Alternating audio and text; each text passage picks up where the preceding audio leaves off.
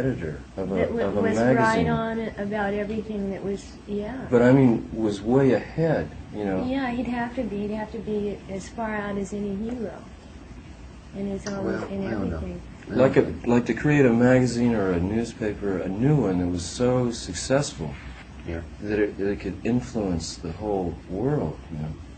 That could be There's fascinating. no reason it couldn't be done. I don't see it as much different from an artist with a particular vision that is prophetic, or a poet, or a novelist, or a politician. I mean, generally you're still going to have those who will follow you, but you'll still always have those who will just laugh at you and shrug you off. Poets usually become heroes after they're long gone, and with writers it's with a intellectual crowd. But I mean, you know, everyone reads magazines and newspapers, even if they just thumb through them. First copy just to see what he was into, you know. Well, I do that with the Rolling Stone and the Free Press and other things. It's like, you just kind of go through it like that. You know, you don't really sink into it unless there's some special thing that catches your eye. Of course, but if we one don't whole have time anymore.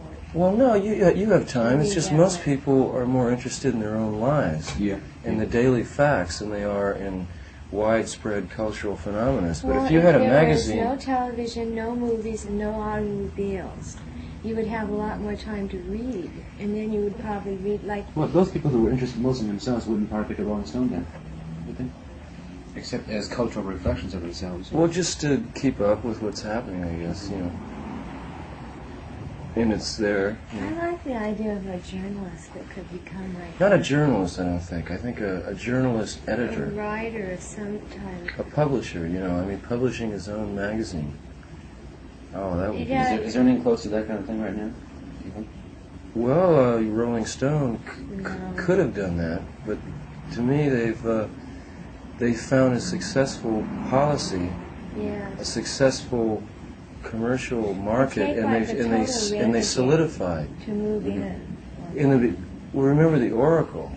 Of course, that was uncommercial, but if Rolling Stone had stayed flexible, you know, I'm not. I don't this think is not. that's not where the hero could exist. Do you think it was possible in this world, the way business dominated the industry, and the way with the politicalization of the people who made up the audience? And That's the trouble, because the paranoia in the air, you know. Like Dickens used to edit a newspaper when he was. You know, he was all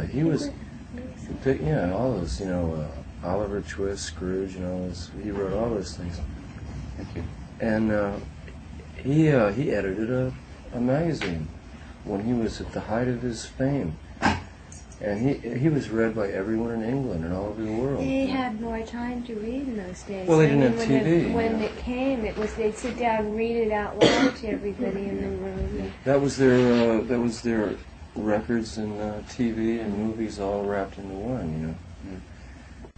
I can understand your critique of Rolling Stone, but I can also understand why we had to move that way. It's like it's like an survive. Artist. It's like a rock artist under contract, you know. I mean, as you get more popular, you get more pressure from the boss to produce another one just like it, you know. Let's gain an extra 200,000 sales. Why not? Well, who's the boss? The publisher? Yeah. Oh yeah, it's Jan. He decides on this, but it's partly like you get a reaction from, let's say, early in our history, we got very positive reactions. So the only thing that we could do was to expand so we could give more of the same thing to more of the people as it came in. And therefore you have to be more efficient in order to serve the people, because then these letters come in saying, I haven't got my issue yet, I haven't gotten my free record, and therefore you have to expand the staff to handle that. In order to do that, you have to raise the advertising revenue. In order to do that, you have to respond to the advertisers themselves, because you want to raise your rates in order to make it profitable. In order to do that, you know, you have to show you have a large magazine, so you increase your pages, and then do that to pay more printing costs for the printing company, and you know, then on and on. As you become more prestigious, the writers come back to you and say, hey, you know, Esquire is paying $1,000 for this piece. Why are you only paying $150? You know, the answer to that, and you have to get into a whole big magazine thing. You know, it's a lot of this is expectations of forces beyond what you can control. We could have stayed as a local rock and roll newspaper and been pretty happy, but it wouldn't have been what our audience wanted. It's probably it's the same as any artist or any politician, any person who deals with the masses. You know. would be interesting, though, if someone could, like, have a publishing thing that say that says widely read as Rolling Stone came into control of it and really did something that's never been done with the magazine before in terms of completely unrelated to anything going on. It would be a shot in the dark, probably. Sure, because we can try it all the time. The only Too way often you'll hear about it because it doesn't make it. the only way you could do it would be I guess it would be your chances of like starting with a small band and suddenly doing a whole trip would be to start with and it. decide not to play all the games. Yeah. You know? And the only way you could retain autonomy in a magazine would be not to take advertising.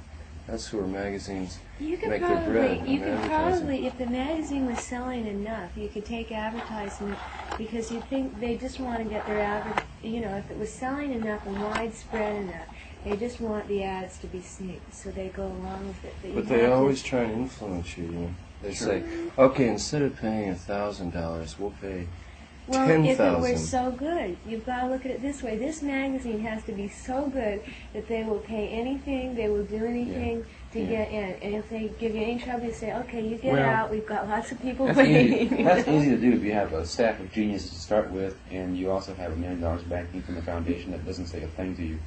That's the only way to start. It's the same as with a radio station, same with a rock and roll You'd band. probably have to have a certain PR type of thing, like if it were an editor, he'd probably have to actually have as much of a lifestyle as, say, a band, as the Rolling Stones or something, that would be its own publicity, that people would become interested in him.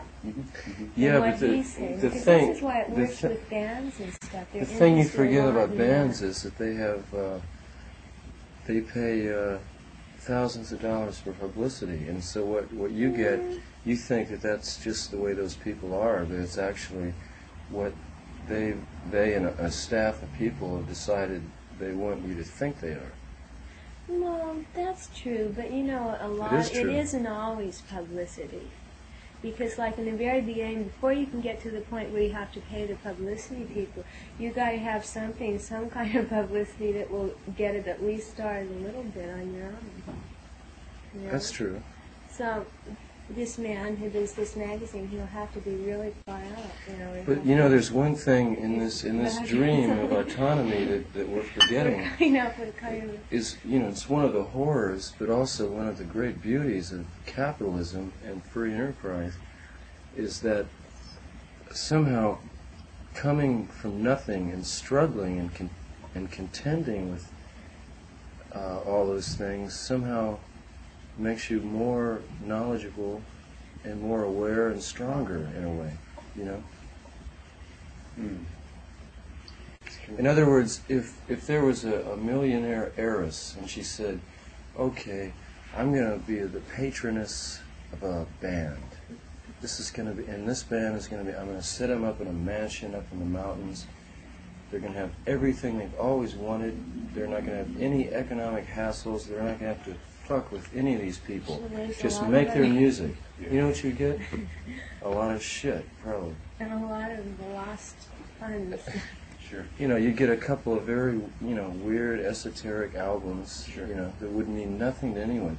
It's like playing every night for $5 a man for 2 years, and going through all that shit. Yeah. Blind Faith had that, well, of course they had to establish themselves, each and every one of them, to superstar status before they started the band. But thinking about Brinsley Schwartz as a band that had that kind of financial backing, then the finances become part of it. I mean, like if you get a foundation that backs you up, then people think about that too. They don't think, they don't see you as a pure new thing. They'll say, "Oh man, we get the money to do it. First, can we have part of that? I mean, we'll start a magazine with you. Let's make it a community thing. It's like radio.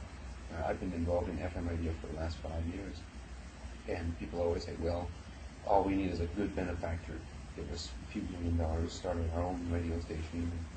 Then after all that is said and done, after you somehow figure out who your audience is and you're serving them all righteously, then you have to answer the government.